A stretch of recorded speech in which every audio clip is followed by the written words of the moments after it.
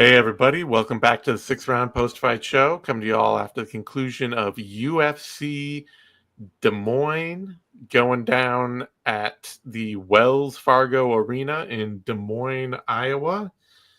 And a fitting card for what is, in my experience, one of the worst cities our nation has to offer. Damn. What'd they do to you? We tried to stop over there once traveling across. I tried to tell the story on the Vivi, so I don't want to go too deep into it. But basically, just ended up there finding out that it was a huge wasteland with no hotels and had to stay at like the world's creepiest motel in the middle of the night. And some cops pulled us over because they thought we were dealing drugs. What the fuck? Yeah. Damn. That's shitty. Yeah. Were you dealing drugs? Not that night. But no, yeah. So I should take it off. I should take it off my bucket list. I would take Des Moines off your bucket list. I have never heard of a convincing reason to visit Des Moines, and the only reason I did is because it was the most it felt like the most logical stop between Boulder, Colorado, and Ann Arbor, Michigan. Oops. Yeah, never again.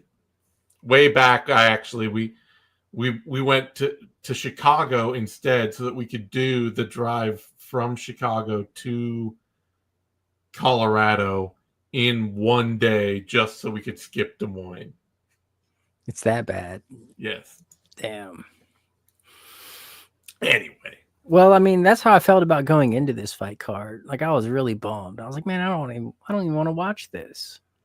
Yeah. But then, I mean, I had a good time. It grew on me. I thought the main event would be good. The rest of this card I couldn't really care about. It was mostly a really bad card, though, for like the bulk of the night. Up until like that co-main event, there were some moments sprinkled here and there, but it was not a fun night. It was,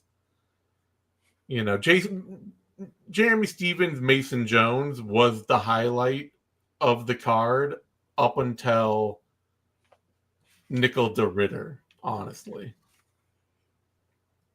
And, that's watching Jeremy Stevens. For me. I mean, I don't know. We got a tech sub. Like, that was badass. Yeah. I love me a tech sub. I mean, I'm not against a tech sub either, but... All right. Oh, wait. We got a question before we dive into the actual fights themselves. Somebody wants to know for you, from a grappler, somebody injures themselves in a scramble, but it's the opponent applying the pressure. Do you credit the winner or dismiss the loser for the error? This is core Yair Rodriguez, Brian Ortega. No, it's not. Yes. No, this is vastly different from that. All right. If someone injures himself during a scramble, but the opponent applying them, but it's... Do you credit the guy with the submission? Yeah. Well, yeah. Well, yes, I would say yes. Yes. You gotta, especially in this case where Figgy actually tapped. Yeah, I mean, this is a full-blown submission. This is a tap to strikes, technically. And Sandhagen even said, though, he's like, guys, he was in that position. If I sit up there and put that pressure on, it's gonna fuck it up. Oh no, that was brilliant grappling from Sandhagen. Yeah. Absolutely brilliant. Yeah. It's like, you want to play footsie, you better fucking know how to play Yeah. And this is exactly what this is like the perfect analogy for the current landscape in jiu-jitsu, because you have a lot of old school black belts getting fucked up by blue belts, new blue belts, just because the blue belts are versed in leg lock. Like 16-year-old blue belts are schooling these old school black belts because they do not know the nuances of the leg entanglements. Well, it was verboten for a long time in jiu-jitsu. Sure. A lot of schools, they were just like, we don't teach it, don't do it. You're in there, you start doing it on our mats, we're going to kick you out. Yeah. I mean, even at Diego Bispo Academy where I train, you don't do it with the white belts. Yeah. White belts, you're not allowed to. That's a faux pas. So, I mean, this was Figueiredo was the author of his own demise on this one. He went hard rolling in that leg lock game, and I mean, I was just watching it like, oh man, I want this fight to be fun. Figgy, please do not die on this goddamn leg lock in the first round. I want to see like 3 or 4 or even 5 rounds of a competitive striking match between Sandhagen and Figueiredo. I want to see Figueiredo on his back getting his head bounced off the mat like a basketball just because he cannot let go of a heel hook he will never get. No, this was just an abysmal showing for Figueiredo. Yeah. One of his worst, actually, if not the worst to date. Yeah. Just god awful. Sandhagen had his number everywhere. Really and truly. I mean, and that's the thing, is that so much of his, I can't even say like, oh, what was he thinking or whatever, because so much of his featherweight run, or bantamweight run rather, for Figueiredo has been all about him showing off his grappling and his wrestling game and making that a bigger part of his arsenal and being stronger where he used to be faster. He's older now, and you know, he's out there trying to be the strong dude and haul people around and all that. And that's what he was clearly trying to do to Sandhagen too. Even Sandhagen was like, you know, he's up a division now. He's not he's not a weight bully anymore. You know, we're much bigger, we hit harder. He's not just going to throw us around. But Figueiredo thought he could. Even when Figgy tried to like force that back take in the first round that got him into that leg entanglement in the first place, it's like he just tried to muscle it. Yeah. Like very, very poor decision making. Low FIQ for especially Figgy. Too, because it's Sandhagen coming off that fight with Umar Nurmagomedov. And if anybody took anything away from that fight from Sandhagen, it's that his counter wrestling is insanely good. And that is not what lost him that fight against Nurmagomedov, was getting wrestled. He was well prepared, defended it all throughout. What lost him that fight was Nurmagomedov taking away his range striking tools with his jab. That was what doomed Sandhagen. But like, to go out there and watch that and then go out there and be like, oh, I'm just going to go out wrestle this kid. Like, no, he just faced a much more technical wrestler than you. And you could see Figueiredo would go in for the body lock, and then Sandhagen 2-on-1, breaking the grip immediately. Like, there's no getting stuck in a rear waist cinch for 4 straight minutes for Corey Sandhagen, you know? And it's crazy because, you know, you think of Sandhagen and you think, oh, this rangy striker, but nah, he's so complete. Mm-hmm. Like, he's not out there hunting subs or anything, but this is technically a submission. It is. If he had power, he might be champ, you know? Yeah, true. That's the only thing lacking for him. I feel for him because he's talking about how badly he wants to be champion, and he's been waiting forever to get that title shot, and damn it if he doesn't deserve it. But he definitely deserves it now. He does. He definitely deserves it. He said he's willing to be the backup. Yeah, he can be the backup. He could get next. I think it makes sense. I don't know that he's ever going to beat somebody like Merab or somebody like O'Malley, just because, you know, O'Malley is bigger and faster, and Merab is just an absolute insane cardio machine wrestler scrambler. It's just that little not like I kind of was thinking about this earlier, and feels a little bit to me like Sandhagen. He's in that prime Wonder Boy situation where when Thompson was at his very best, just clearly an elite fighter, there's always one guy that was just good enough to beat him and keep him from ever being champ. Yeah, I call that the Benavidez. Yeah. That's the Joseph Benavidez scenario. And it kind of feels like Sandhagen's probably right there in that position, but he deserves a chance at the belt, a chance to make that happen and, you know, try to win the title. He already had a chance at the interim, but that was now, 4 years ago. So I gave Sandhagen a 10-8 in that first round also.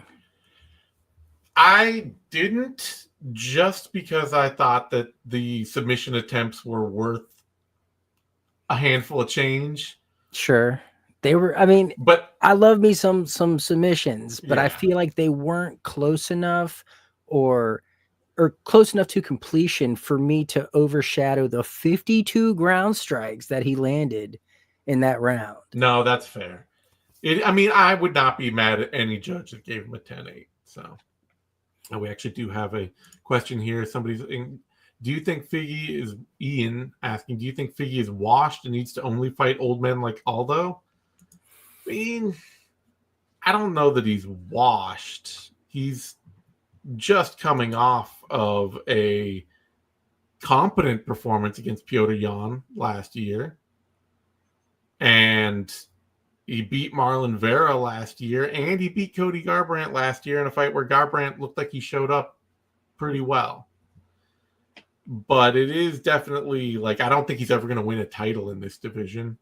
If there's the elite, and if Corey Sandhagen might even be just a hair's breadth under that, Figgy is more in the, like, rest of the top 10 kind of thing. Like, it's not washed if I'm going to say, yeah, he's going to beat Rob Font 7 times out of 10.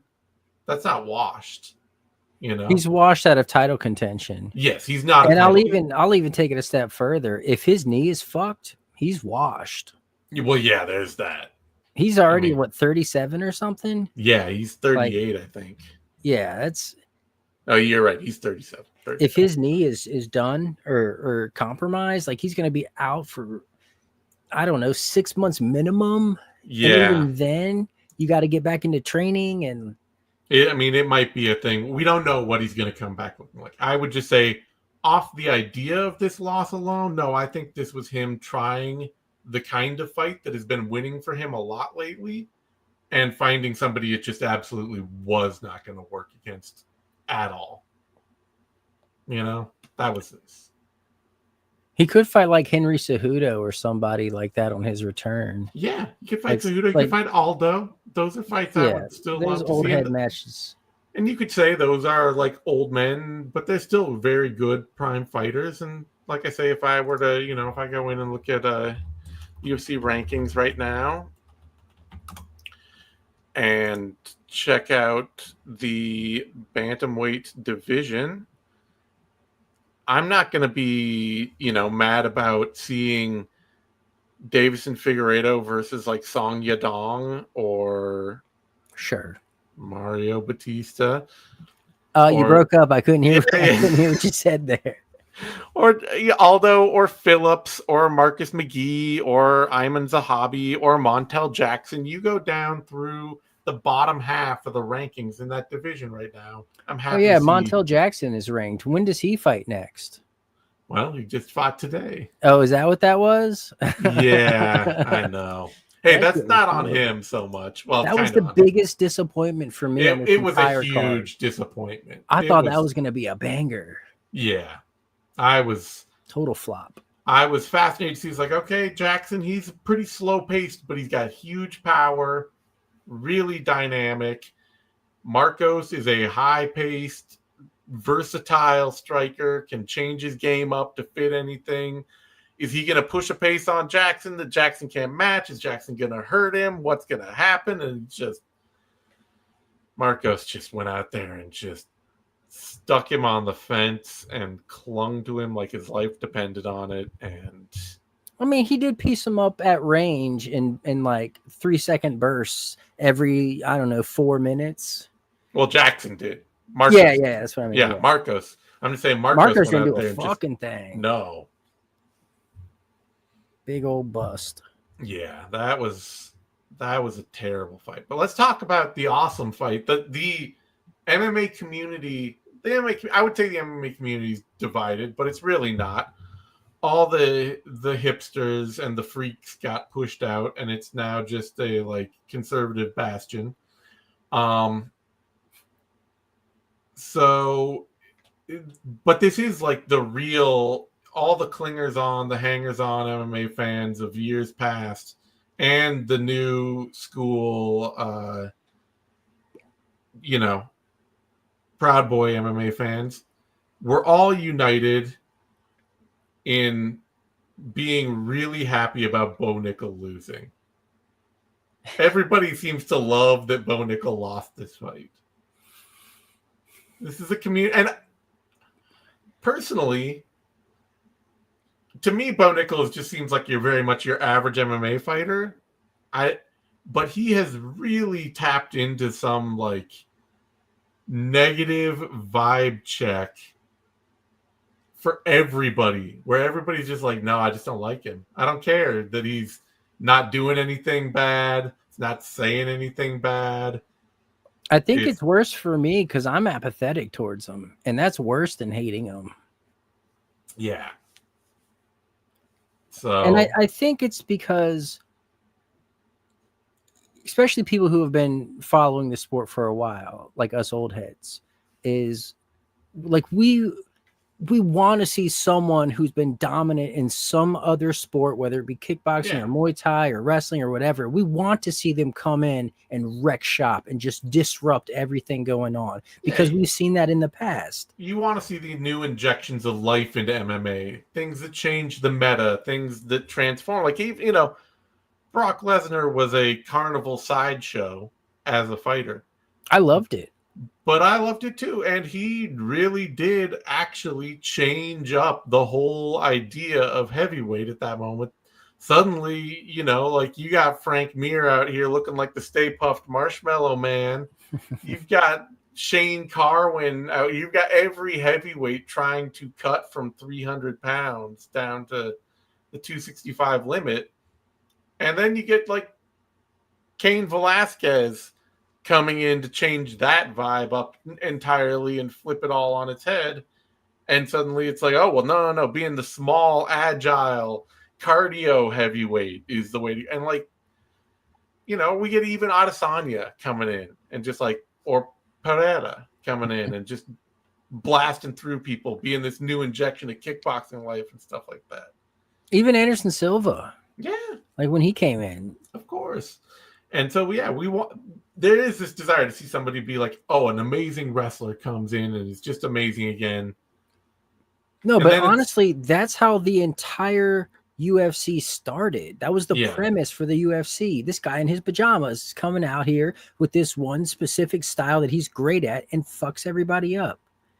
And like every time that happens, it's super exciting. It comes out of nowhere and we're like, oh, this is awesome. And we want that. So it's like, oh, this national champion wrestler's coming in. And then he starts talking like, oh, I can beat all the top 15 guys right now, tomorrow. Yeah. And then it's like, except apparently Paul Craig. You know? Yeah. And that was really, I think, the moment for a lot of people where the flip switched. And they're like, okay, before I was intrigued by you, now I'm immediately tired of you. Everybody just immediately was like, you're going to fight once a year.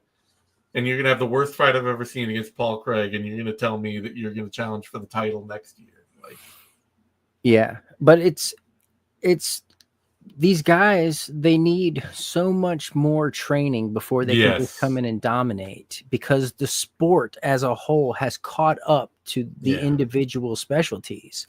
Where, I mean, look what Corey Sandhagen was doing out there. His counter wrestling, his anti-jiu-jitsu, his own knowledge of jiu-jitsu, coming up with that submission. Like, just one discipline is not going to cut it anymore. Like, it's just even not. René de Ritter, as a big jiu-jitsu guy, he's just like, I know enough about wrestling. I know my grappling game is honed enough, and I know enough about not spending my fight on the bottom that I can win any scramble against. You can be a national college champion wrestler, but if you take me down, I will win that scramble. Bo jumped a fucking guillotine. That's showing his greenness. Like, you're so green, you're jumping a gilly. Yeah. You're basically gifting this guy top position. Yeah. Like, big faux pas. And by the end of that round, you could see the panic was there. Like, he's just hand on his hips, going back to his corner, blowing, and, you know, he's turning that, like, Pudzianowski shade he gets when he starts to fight for more than, like, 3 minutes. Did you see him get knocked out by Eddie Hall? Yeah. Someone called out Eddie Hall, too. Who was it? Oh, no. Oh, Sam Alvey. After he knocked out Tyrone Sam Alvey after he knocked out. Oh, my God. That was depressing. Not for me, man. I loved it. That was fantastic. I know you do. It was so freakish, and like Sam Alvey out there looking sharp against Spong. It It's didn't so make any weird sense. how like all these longtime MMA guys are finding these like weird niche combat sports where they're actually like perfect for that. And it's like, oh, it's not, it's like Jeremy Stevens beating Eddie Alvarez in bare knuckle boxing, and then he can't beat Mason Jones in MMA, Well, he put up a great fight. Okay, how about this? Going to a draw with Jose Aldo in boxing and not being able to beat Mason Jones in MMA. Like, they're just, and now Sam Alvey, like, he got drummed out of the UFC on like a 20-fight losing streak. Which is an impressive record, by the way. Yeah. And now he's, knocking out Tyrone Spong in karate combat. It's just these weird little tiny niche areas where it confounds and amazes. I love it. It satisfies my desire for the freak showness of combat sports. Yeah. So this DeRitter fight, and I gotta say, first of all, Nickal, not only did he look like he was just out of his depth, but he's really going to have some soul searching to do, because when he started getting hurt to the body, you could also see he just wanted to stop fighting. He was just I'm done. In fact, so much so that when DeRitter was going to the body up against the fence, like there was a moment where I thought, did he get hit in the nuts or something? Because it looked like he's complaining to the ref. Like I don't know, but I watched it back and I'm like, nah, he just got hit to the body. Yeah, and then RDR is just like stealing off on him. Yeah. He just didn't like it. I think it's might be the first time in the gym or the cage where he's had something going where he just didn't have the answer. Didn't know what he's supposed to do. Because, you see somebody starting to turn their back like that and just kind of shy away. And it's like, he just didn't want it anymore. So yeah, it was taken from him. A humbling loss for Nickal. It'll be interesting to see what happens to him after that. For DeRitter, though, I gotta say, I really loved the post-fight mic work. Not just I needed to see if I was still Dutch. The Sean Strickland call out, and see if my knees still work. I love that. But also I just beat America's best wrestler. Now I want to beat America's best striker, and calling out Sean Strickland. It's like, okay, you know what? That's actually painful. But in the middleweight division, we do kind of deserve that. Like, where's the great American striker in the middleweight division? It's Sean Strickland. It's actually true. Right? Damn. Everyone else is not from here. It feels like you have to dismiss it, like, oh yeah, ha ha ha, real funny. And it's like, oh no, actually, we have to eat that brutal own. Wow. Yeah. That is a burn. Right? Like, who else do you have? Fluffy or Brendan Allen? Yeah. You know what I mean? Yeah. Yikes. Right? Oof. So I love it, and I love the call. I hope he gets that fight, It'd be a weird fight. It would be a weird fight. Might be a boring ass fight too. Might be. But yeah, otherwise, I mean, he probably deserves some kind of ranked fight. If I'm him, I'd be playing up my, my position to get a ranked fight after beating a UFC golden boy like that. Well, he came in ranked number 13. That's right. He did. Off of that win over Kevin Holland in GM3. A weird way to get ranked, but yeah. Everything about him's weird though, but in a good way. Yeah. Like that loss he took, and was it in one where like he just kind of quit? Mm-hmm. Yeah, I mean, I like his style though. Like it's so funky and weird, and he's huge, and he seems to be putting it together in the UFC. He's at least making interesting fights. Whatever you can say about DeRitter's like awkward striking or his lackluster wrestling, he has not had a boring UFC fight yet. He's like a grappling version of Drickus. Yeah. So definitely, I'd actually love to see him. I love the Strickland call out. It seems it's unlikely to get it, but you never know. Otherwise, I could easily see him fighting somebody like Delidze or Hernandez. I think he's trying to go right to the top. I think that's why he called out Strickland. Yeah. I mean, he's trying to get to that belt. I mean, he's already 34, and he's clearly putting together the best run of his career, the best form. So, no time like the present. Honestly, I would like to see him fight Hamzat. I think that'd be an intriguing matchup. Like, let's see how good your jiu-jitsu really is. Sure. The very least, it would be. I mean, Chimaev is one of the best first round fighters of all time. So, got somebody asking us, Bo Nickal should switch camps. What camp is he even at? Yes. He should take some time and develop. Yeah, he just needs to take some time to get better. Or just, he's at ATT. So I would say no in general. Like, ATT does good work. They're going to build an MMA game for him. They've got the people to test him and to work with him. He probably needs to take time. Really, what he should be doing is he should be fighting some dude every 2 months. Just guys that can't compete with him regularly.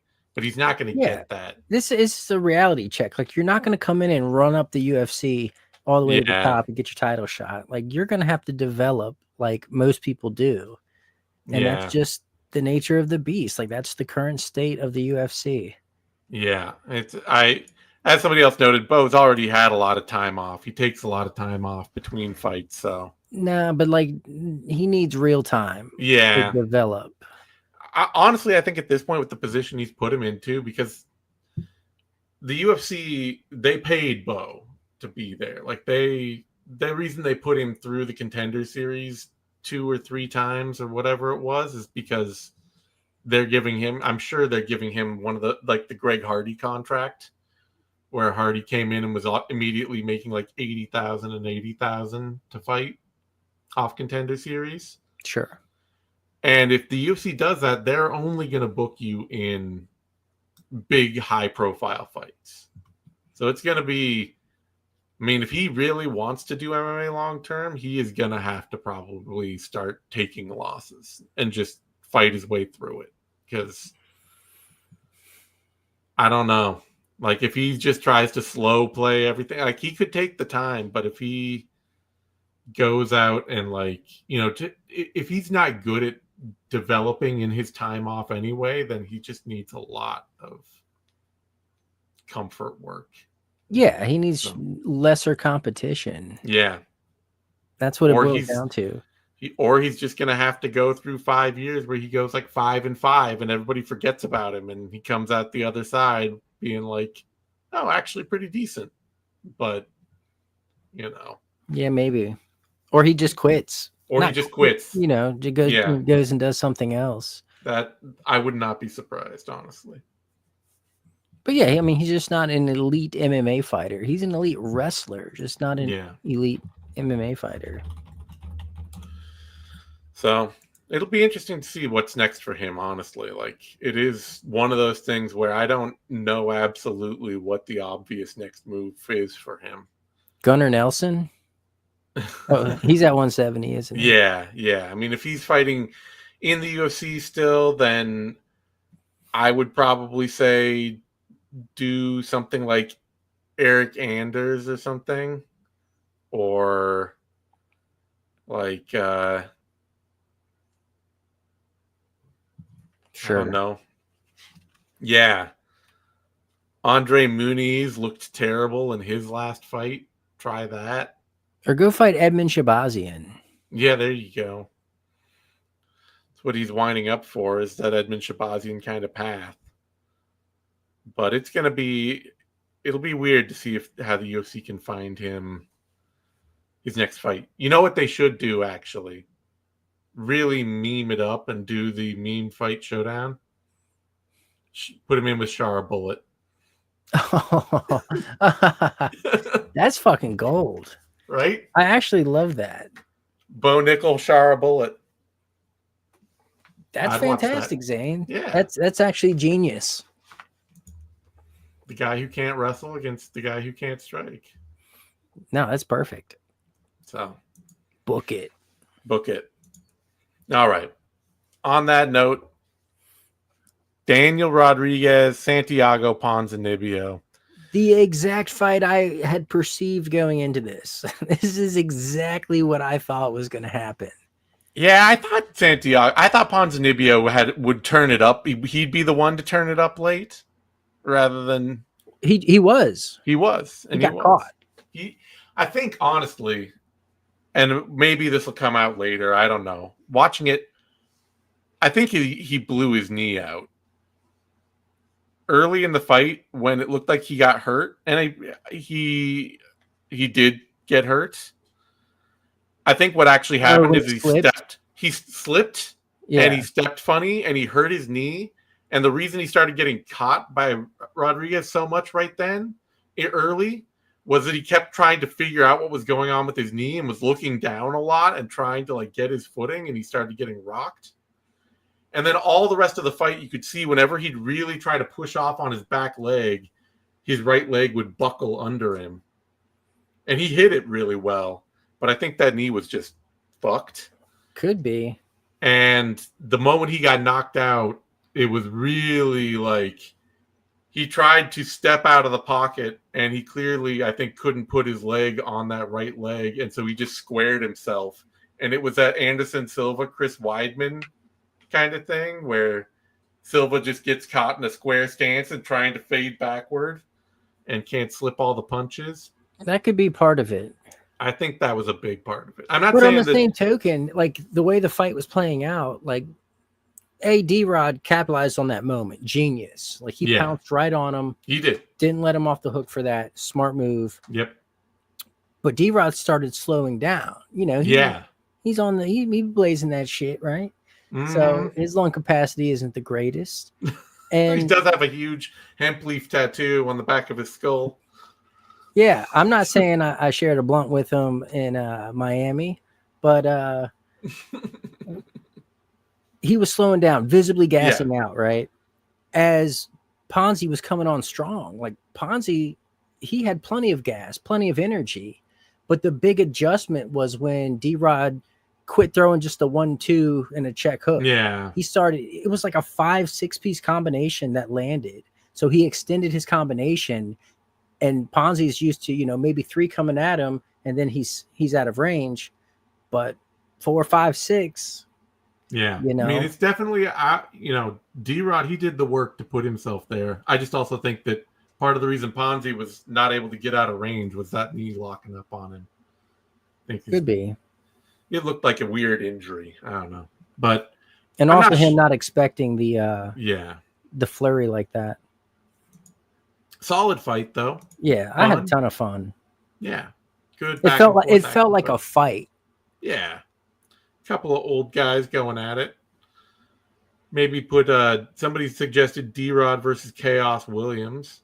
That wouldn't. He called out Jake Matthews. Sure, I guess they have beef. He said Jake Matthews was talking shit. So, all right. Jake Matthews is definitely a dude in that division. I'm okay with it. Sure. Someone that'll bang with him? Yeah. Could also put him in there with Punahele Soriano or... Oof. I'm a Soriano fan, man. I like the work he's doing, especially down at 170. Mm-hmm. Yeah. But he's always going to have some fights in there if he's interested. Is Salikov coming off a win? He's coming off a win over Song Kinan. So you could do Muslim Salikov. Oh, peep the chat. Chidi Njokuani. Oh, yeah. Yeah, that's the move. D-Rod versus Chidi would be definitely. If the Matthews thing doesn't happen, Chidi and D-Rod would be violent. Yeah, I'd be good for that. All right. That brings us to the terrible stinker of the night. Montel Jackson, Daniel Marcos. What a letdown. We already talked about it, but yeah, man, for Marcos, this is a real hype derailer. You know? Another name to add to the list of undefeated fighters falling in 2025. And I gotta say, I don't remember a single significant strike or any strike really that Marcos actually landed. I don't remember any. Not one. I just don't. He is credited with all of 17 significant strikes, apparently. Yeah, I don't remember any of them. And he landed 4 in the first round, 7 in the second round, and 6 in the third round. So there was a big silver lining for me here, though. Well, two. One, the cell phone lights. I'm simple. I will always. It's like seeing dolphins when I'm out on the water. I'm like, yeah, dolphins. you're getting your Taylor Swift on. I hear you. Yeah, and the second, more importantly, the Canelo fight just started. So so you really got the time to watch Canelo have a terribly boring fight at the same time. You get to double screen your boring fights. It was still, I was able to shift. Yeah. Pay attention to that. But yeah, this was I couldn't believe Jackson was ranked. That kind of blew my mind. Yeah, he's been sneaking his way up there with, a pretty good run of success. And he's got some serious defensive liabilities. He's just incredibly slowly paced, very choosy about his shots. Always has been. But when he's like backing up, like the hands come way down, the chin goes way up. It's like they're connected. There's some sort of hinge in there that when the hands come down, the chin goes up, and that's going to cost them. Yeah, I don't know. Let's see. But we could they could put him in there against Marcus McKee, and that'd be a solid athlete fight. Him or Rob Font, something like that. Get him in, get him a couple more chances to try to just make something better than this. Like, when Jackson's on, he's a lot of fun. When he goes. Yeah. When he actually pulls the trigger. Like that. He hit that nasty ass fucking trip right at the start of the fight. Yeah. Wicked. Yeah. Awesome. It's like when he actually decides to hit the gas, it's beautiful.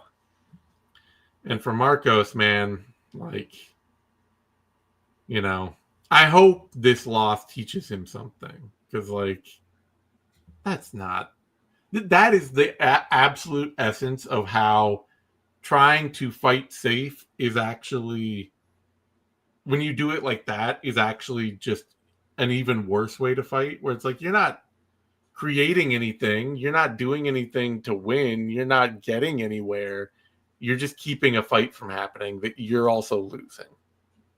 I was shocked that the broadcast was saying things like, oh, it's 1-1 going into the third. I was like, 1-1? How the fuck could this fight be 1-1? Marcos didn't do a damn thing. He held on. I think I scored round 2 for Marcos, but I also know that I stopped watching. So fair enough. Yeah. Fair enough. So I can't really speak on it. I'm not going to try and defend it. I'm very happy he lost. Yeah, you deserve to lose doing that shit. Yeah. So lots of good fights out there for, people saying Montel Jackson, Kyler Phillips. Isn't he booked? Yeah, I think Kyler is booked. And if you want to do Daniel Marcos, Jonathan Martinez, sure. Absolutely. I mean, there's still potential for Marcos to be a good fighter. I'm not willing to just write it all off this loss. Nah, but it was a bad fight. Maybe he had something going on. I don't know. Yeah. This is hopefully just a point for reflection, to be like, wow, I did nothing and I lost that fight. I should not do that again. Right. I should not do nothing. Yeah. All right. That brings us to a bantamweight fight. Sergey Side, Cameron Smotherman, and Smotherman, not Smothered Man, right? Right, Smotherman. He was the one out there getting smothered. You're supposed to be the smotherer. This was just No, he's the exact opposite. The man just doesn't. He just won't throw. He's so like dead set on waiting for the counter, and it just. I know you are a longtime Jake Hadley hater. Yeah. But I was shocked when Smotherman beat the brakes off Hadley, because I watched him on the regionals. It's just like, it's like a living statue out there. You know, cover the guy in silver spray paint, and he can like stand like this. You know, just. I mean, but he is. I don't know. He tries to counter to a fault. He doesn't know how to create his own offense. He also it's crazy because he's really foot slow. The whole time I'm watching this fight, I'm like, City's gonna get fucking clobbered. Yeah. Like that overhand is coming, but it just rarely ever came. No. It's like you're just letting this dude throw all this volume at you. Yeah. You're not quite leaf blower. He's out there doing the Mike Winklejohn sort of like just pick a crazy strike, throw it and vibe, but then he's also unleashing the wrestle cling too. Just yeah. No, I mean it was a lot of variety. Really MMA'd him out there, mixed everything up. Those elbows were nasty, crafty, sneaky. Like I like that. Yeah. But just I guess just his posture out there, City's posture. I'm just like, man, this dude can't be melted. He's there to be melted. Melt him. Yep. Not happening. Lame fight. Really lame fight. Yeah, it was just a fight. Just very regular. Yeah. And I mean, it's not City's fault. He did everything he could. Sure. It's just Smotherman didn't get it in gear until the final round. No. That brings us, though, I don't really care who they fight next. It's the bottom of bantamweight, but Mason Jones, Jeremy Stephens, and look, I gave Des Moines a lot of shit this last week because it sucks. And Jeremy Stephens was a sort of, fitting, like, this is the best we got to give your terrible city kind of thing. But I will say, even though he can't win an MMA fight to save his life anymore, Jeremy Stephens still knows how to show up and fight and do something fun. Honestly, I'm a little disappointed in Mason Jones. I get it. Win your fight. Yeah. But you robbed us. We could have had an epic 3-round war. I mean, you had to go full grappler on him. The thing is that he's been here before and they cut his ass. No, I get it. I totally get it. And so he went out and he even admitted it. He's like, I gave you 2 rounds and then I'm making sure I don't lose. Like, yeah, I get it. Yeah. It's just, I hate that aspect of MMA. Like I gotta win. Like I want to see a fight. I don't care. I don't care if you want to squeak out your win, like the Mario Bautista thing.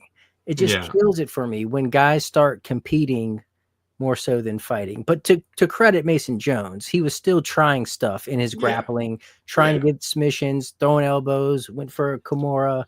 Every time he got advanced position, he would go out there and he'd put some, he'd put some hurting on Jeremy Stephens. It wasn't like he wasn't doing anything. Although going for that Kimura is just like, it's lightweight. You're on top of him already. You don't need to sweep him. You're not going to get a Kimura. So I think that was an ego move, right? Because Stephens tried to counter the takedown with a Kimura of his own. And Mason was like, nah, motherfucker, I'm a Kimura you. Yeah. So I think he just really wanted that. And like, he's so much bigger than Stephens. Stephens is a 45er, like those takedowns, it looked like someone wrestling their dad or something. Like there's the size discrepancy, strength discrepancy. Credit to Stephens for hanging as long as he did in those scrambles. Like he did a lot better than I thought. Like always trying to get up, trying to make shit happen. He fought his ass off. He did. He fought his Like I ass say, off. I appreciate that. Yeah. I didn't have any desire to see Jeremy Stevens in MMA again. I still don't. After that, I'm still not walking away being like, man, I need the next Jeremy Stevens. It's like, no, we did 20 years of that. That was enough. I got all of it. I will always show up. I gotta disagree. I will Look, always put him show in up for bare a good knuckle match. boxing or something, sure. I But don't care what he's fighting in. I'll I show don't need up. to see him get wrestled every, 3 months in MMA because everybody's gonna wrestle him. Nobody's like PFL dudes wrestled him. No, I get it. Yeah. It's like that's the part of the fight where I get sad. Yeah. But up until then, it's great. No. We got two great rounds. We did. It But was again, a fun time still. Jones did enough in his MMAing to where I didn't feel like it wasn't like a Bautista situation where I'm going to turn on Mason Jones or hate him for it. Sure. But yeah, if we still have to do more Jeremy Stevens in UFC, if this wasn't just a one-time Des Moines thing, put him in there with Borshov. At 55? Yeah. He needs to go down to 40. He's not going. A 38-year-old Jeremy Stevens is not cutting one goddamn bit of weight. It's not happening. He cuts to 55. He is not cutting to 145 again. He has not been at 145 officially since 2019. That was the last time he was at 145 pounds. Slava Klaus might be the only guy that won't wrestle him. Yeah. Yeah. So. And for Mason Jones, he's got to fight Chris Duncan. That would be a banger. That would be a banger. Go full Cage Warriors on us. That would be a banger. And he wants to get on that. Where are they going? Saudi Arabia or something? He called for that card. Yeah. All right. I like it. That's a good show. People are saying Jeremy Stevens versus Jim Miller. I get that. It's an old man fight. It would be fine. But I also just feel like Jim Miller would just out-grapple Jeremy Stevens. Yeah. Which, once again, that's just not... I already don't need to see Jeremy Stevens fight, so I really don't need to see Jeremy Stevens lose grappling battles. I only want to see him strike. Yeah. I think Slava Klaus is probably the proper matchup there. You're right. All right. That brings us to Yana Santos, Misha Tate, and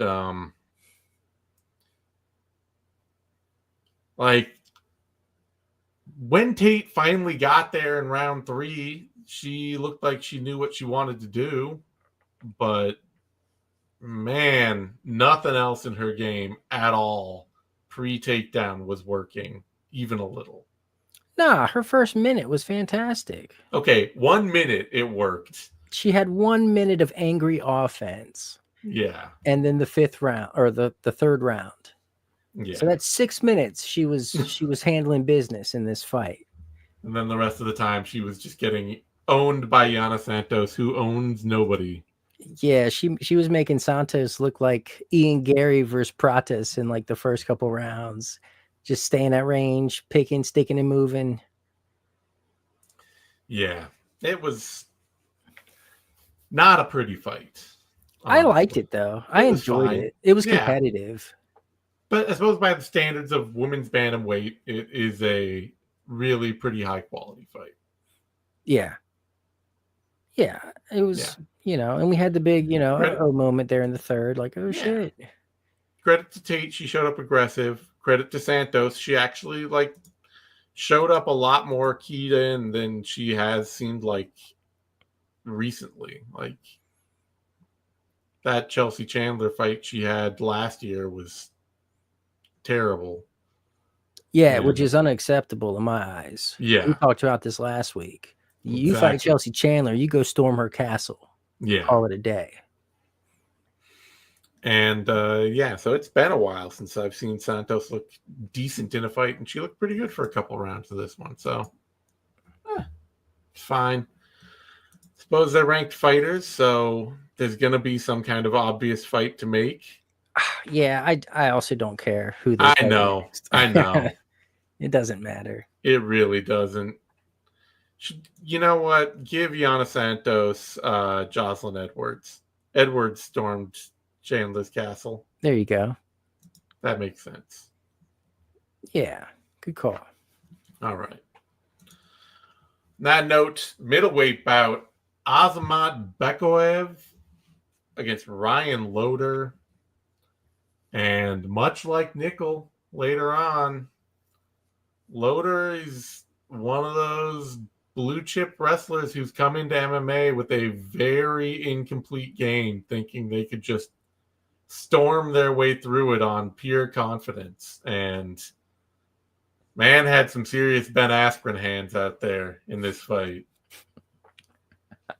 Oh man. Like the moment he couldn't get that takedown right away, it was just like, you're not going to strike with this dude. That's terrible.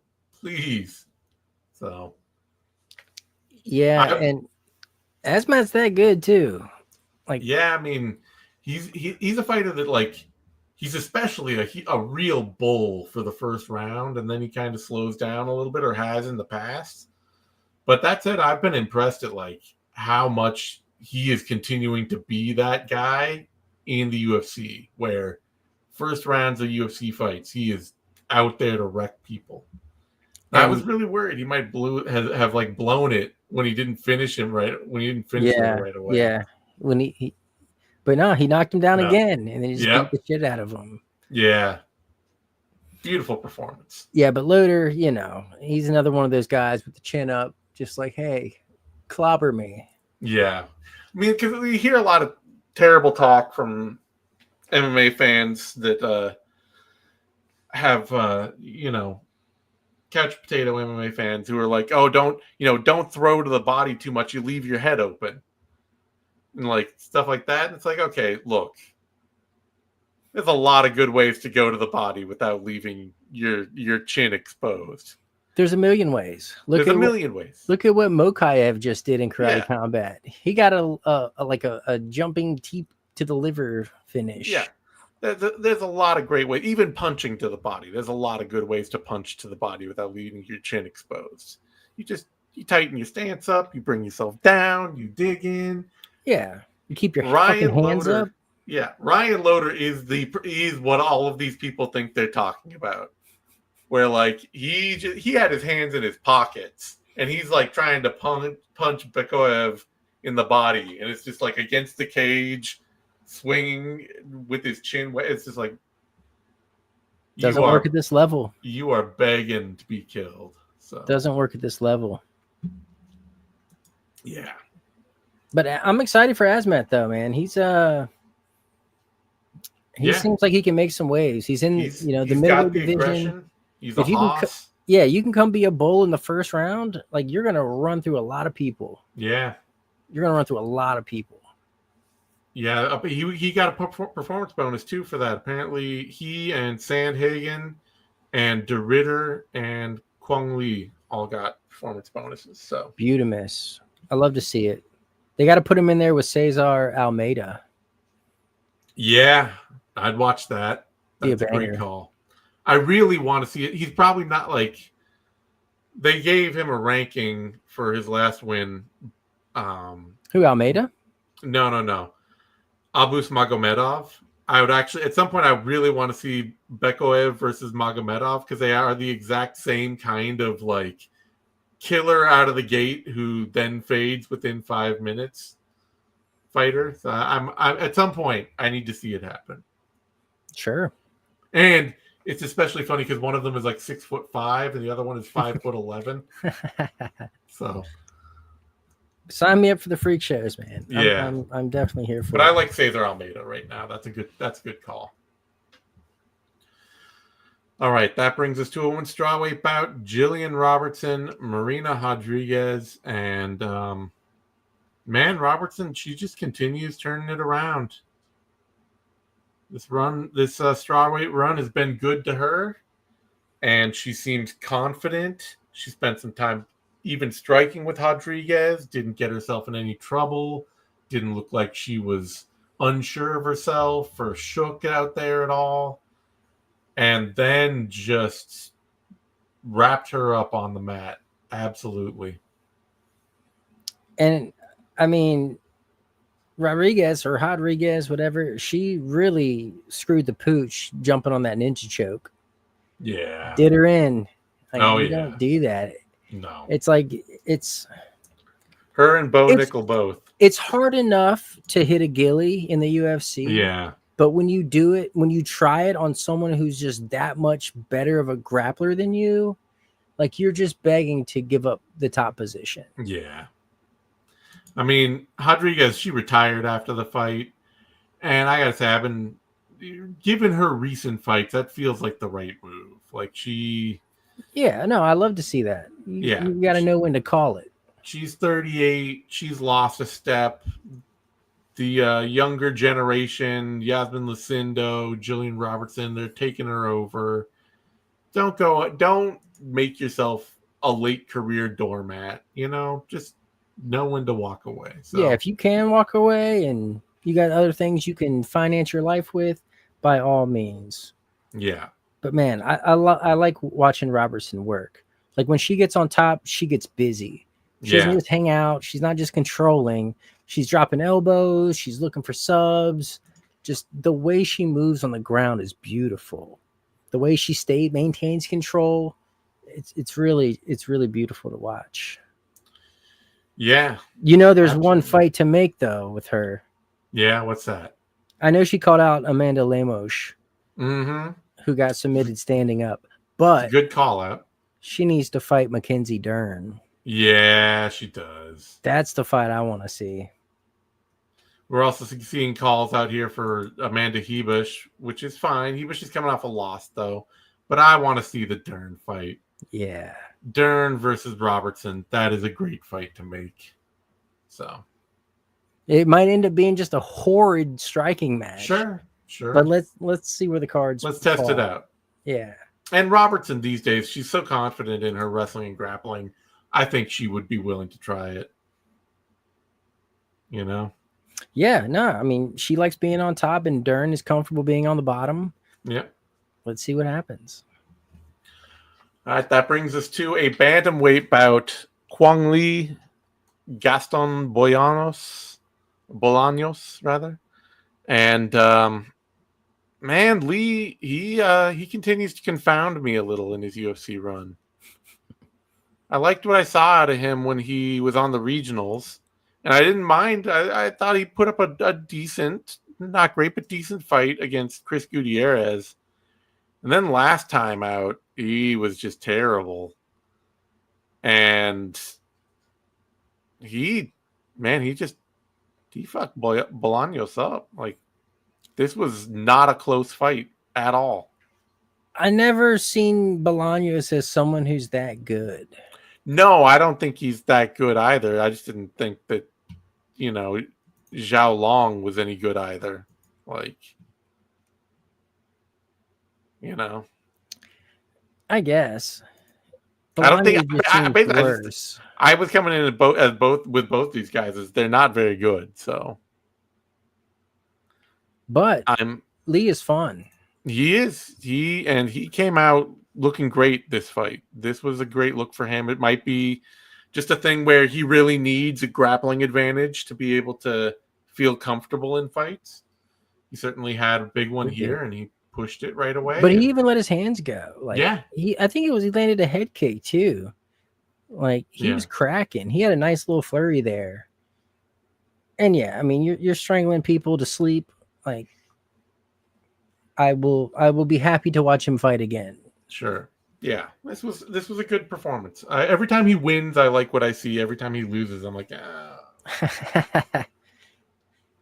All right. Brings us to a heavyweight fight. Hold on. Who does he fight next? Oh, I don't care. Man, it's Sergey Side. It's the bottom of the bantamweight division. Just, Who? What did you just say? Sergey Side, the guy who won Surrey City? Yeah. Oh, okay. City? Is it pronounced city? Yeah. Okay. I would never pronounce it that way, but You may pronounce however you please, Zane. Just saying. But yeah, I don't know. Book him in that or something. I don't care. Like, you beat Gaston Boyanos. What do you want? Prize? Yeah, 50 grand. That's good He enough. strangled him unconscious. Sure. Show some respect, Zane. No. Refuse. Absolutely not. All right, though. That brings us to Thomas Peterson, Dontel Mays, and yeah, somebody in the chat asked me if, or in the live chat I was doing, asked me if LeVar Johnson had ever fought, oh God. LeVar Big Johnson? Yeah, who was the cop that was in the UFC who had Sean the Hammer Gannon? Fist of Doom? The Hammer Fist of Doom. Sean Gannon. No, the Hammer Fist of Doom that he knocked out. God damn it. Okay, I'm gonna have to go through a whole big thing. Who did Frank Mir knock out throwing the ugliest hook we've ever seen in our entire lives? That was Todd Duffy. Todd Duffy had the most hilarious knockout of all time, Mike Russo. Oh, okay. Yeah. Mike Russo. There we go. There we go. Somebody asked me if LeVar Johnson had ever fought Mike Russo, because this is that fight. Like, I guess. Just a 2008 MMA ass fight. No, it's a classic old school big man fight for sure. Yeah. But like superbly dominant. I'm really happy with the judging here. Yeah, I was happy with the 30-25 especially. Yeah. I mean, yeah, I did the first and third 10-8s, but I kind of phased out a little bit there in the second. Yeah, right. So right. Whatever. Yeah. Pick 2 rounds, give him a 10-8, we'll call it good. Yeah, but he actually he wobbled Mays there in the third with some stand up. So that was good to see. What's funny to me though is how Peterson tried to hit that arm triangle. Yes. It was Timu Spivak Lewis. I loved how Peterson tried to hit that arm triangle in the first and then realized that Mays is just too freaking big to arm triangle. Like, you can't. That was the moment I knew we were in for 3 rounds of this. The moment he went back to mount off the arm triangle, I was like, okay, we're not finishing this fight. This is to finish the arm triangle, you really want to get your forehead on the mat. Yeah. And like there was so much space just because of how huge Mays is and like the stubby arms of Peterson. Yeah. Classic grind here. Yeah. Yeah. It was very, very the throwback. Old school heavyweight. But hey, stick Peterson in there with I don't know. Hey, stick him in there with Walter Walker.